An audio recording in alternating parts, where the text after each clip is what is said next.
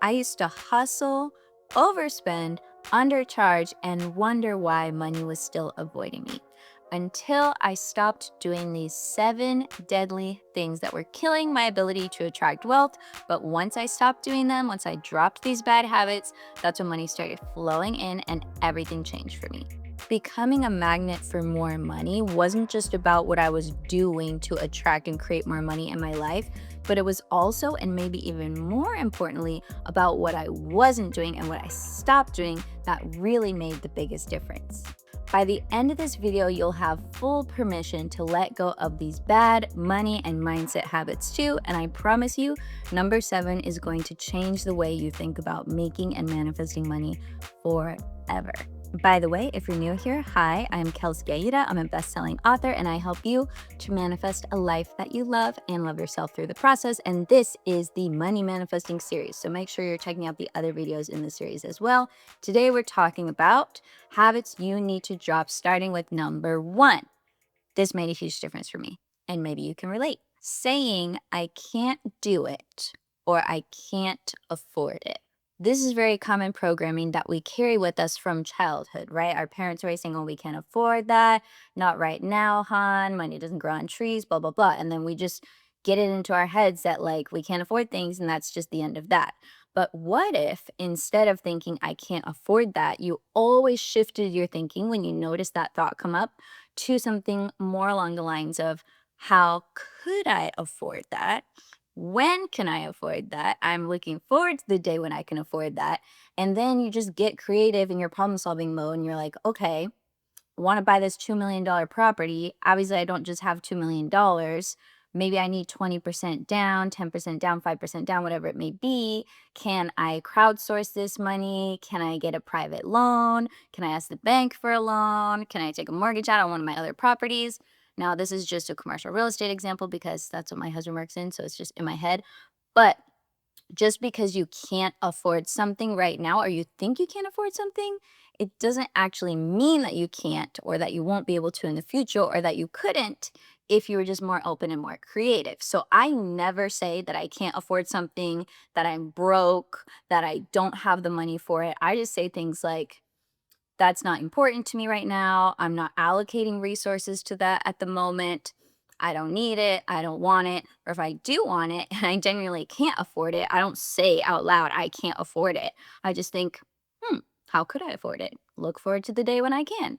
Number 2, and this is a big one that I'm still working through and getting over myself, is being scared about what other people will think and letting that hold you back. So sometimes our money blocks are not always money blocks. Sometimes they're fears of being seen, right? You want to make money online, but you don't want to be seen. So it's like, oh, resistance there. Or maybe it's a fear that you don't want to stir the pot and upset your clients and raise your prices, right? So maybe you're scared of that perceived confrontation, or you're scared that they'll judge you, or you're scared that they're not going to come back if you raise your prices, right? So that's more a relationship fear. Or like recently, I was going to big publishers with my literary agent proposing a new manuscript, and I was scared that I was too small. So, like, having this imposter syndrome.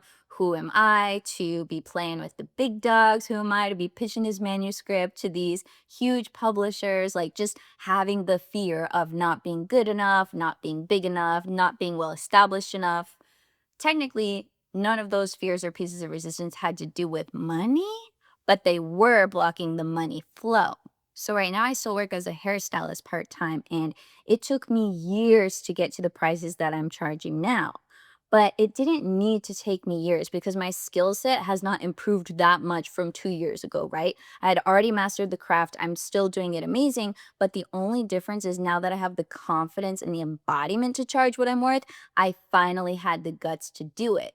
But technically, I could have done this years ago and made a lot more money, but I didn't have the confidence, right? I was scared of what people would think. So as soon as I dropped, okay, people are going to judge no matter what I charge, right? So I might as well charge what I'm worth. I might as well make what I want to make. Once I made that shift, I was able to charge what I'm worth, and now I make way more money doing hair, which is awesome. Anyway, that's just one of many examples. I could ramble on and on about this, but if you want to work through your money blocks and you want help with it, I've created a video series for you. Well, it's more of a mini course. It's called the Money Magnetics mini course. I'll link to it in the show notes where you can work through your money blocks step by step, and I will help walk you through it. Moving on to number 3. In order to get to my next level of money manifesting and abundance and wealth and ease and flow with money, I had to stop thinking and insisting that I could do it all myself. Now, as an Enneagram 3, as a perfectionist, as a high achiever, as an independent woman, I had brainwashed myself into thinking, and I still work through this every day, that all of my success has to come from me. All the money has to come through me and everything I do and all my hard work. But when you shift your focus from me, to just remembering more of the oneness and that everything is a co-creation, money can start to flow more easily to you. And I'll give you an example from my life. So when I started manifesting money in conjunction with my husband and we finally combined our finances, which actually happened before we got married, we combined everything. That's when shit got powerful and we were able to multiply the household income as a team and as a unit. And when we started doing that, I realized, man, I don't have to make every single dollar myself. We are working as a team. We are co creating, and two is more powerful than one. So, even if you're not in a relationship, think of the people involved in the business that you're pursuing or in the work that you're doing. They are also helping these transactions to happen. They're helping you to make money, right? Whether it's your boss, your coworkers, whatever. So, think of it as more of a team effort and you'll actually get a lot further along. So, not only have I given up doing it all by myself in that sense of more teamwork makes the dream work attitude, but I've also started outsourcing things. And if you are an entrepreneur, I cannot speak to this enough. You have to be buying back your time. You cannot do it all. You only have so many hours in the day.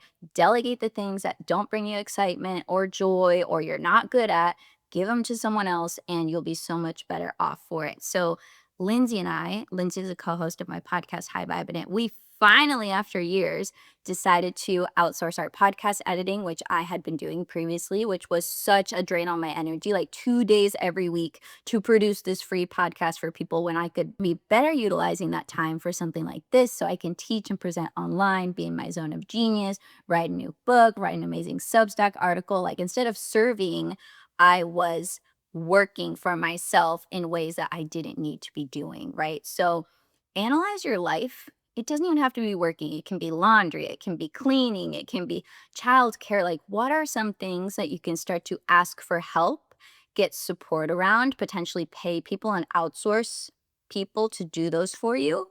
And you'll be buying back your time so you can use your energy for the big money making.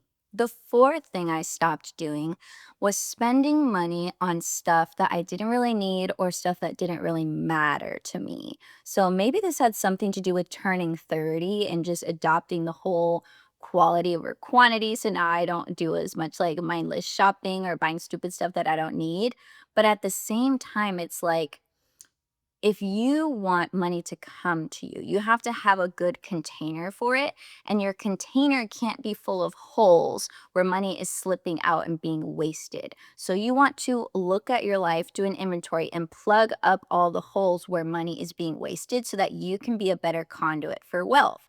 So for me, I think it was like 2 years ago when I was doing my taxes, I realized that I was spending 12 grand a month on software to basically run this business. So to be able to have a podcast and a YouTube and do books and be on social media, all these different services that I was paying for was adding up to $12,000 a year. And I was like, this is absolutely ridiculous. This is just like a side hobby. This is crazy that I'm spending this much money.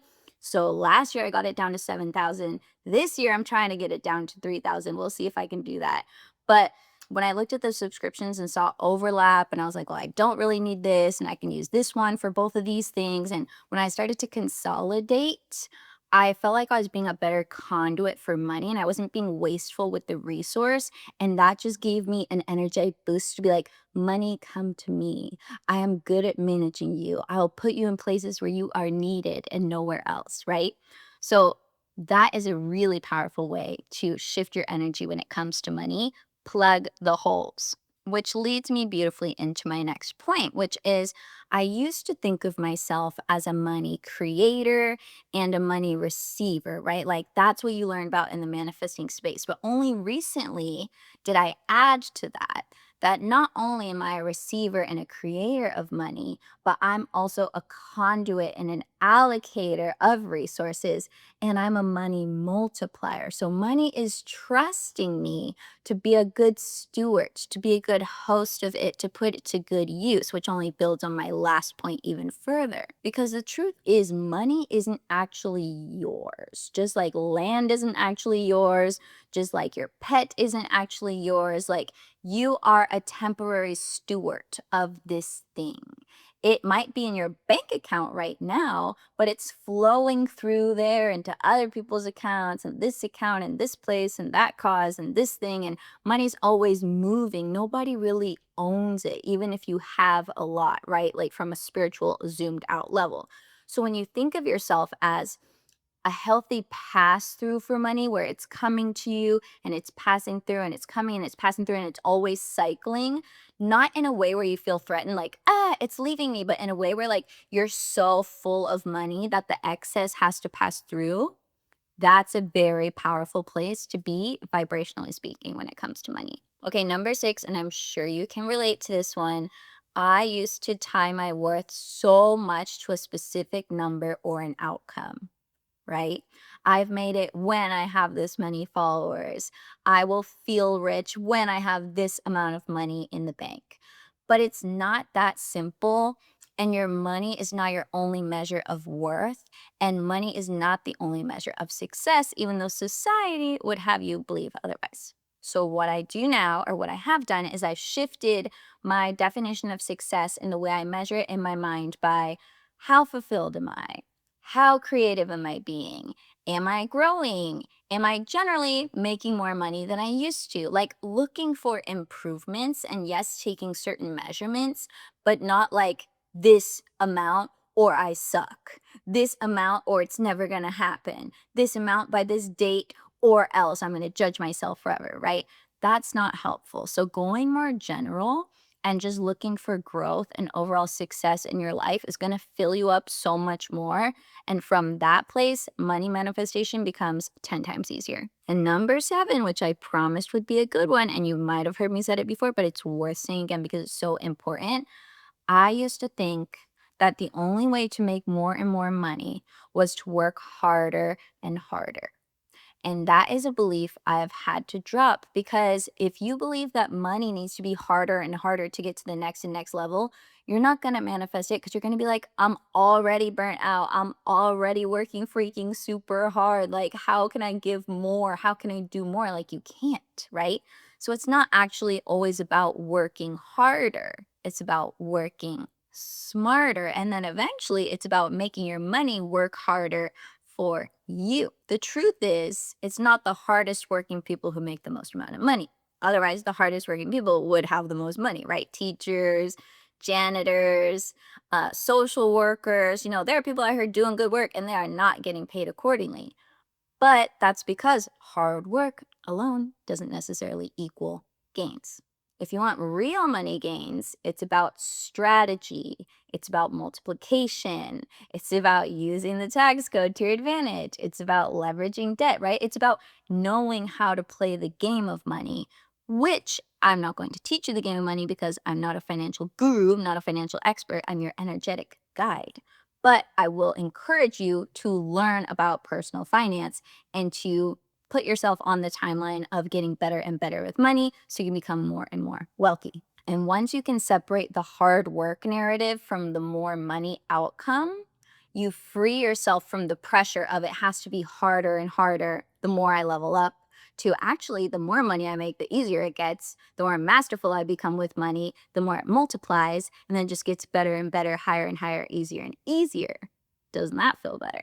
So what I'm trying to say is you can't just keep doing the same things and expect a different result. You have to stop doing the things that are sabotaging your money manifesting efforts. And these are 7 of them. If you guys realized that you relate to some of them, drop it in the comments. If you have a new one that I didn't mention, I'd also be super open to hearing that in the comments. Let me know that you made it towards the end of this video. And we are going to move on to Otto's Power of Attraction tip of the day, which I know you don't want to miss. Otto! Otto, baby. Got him. Okay. Otto, you ready to give them your power of attraction tip of the day? Are you ready? Otto wanted me to tell you that one of the most productive things you can do is nap and rest.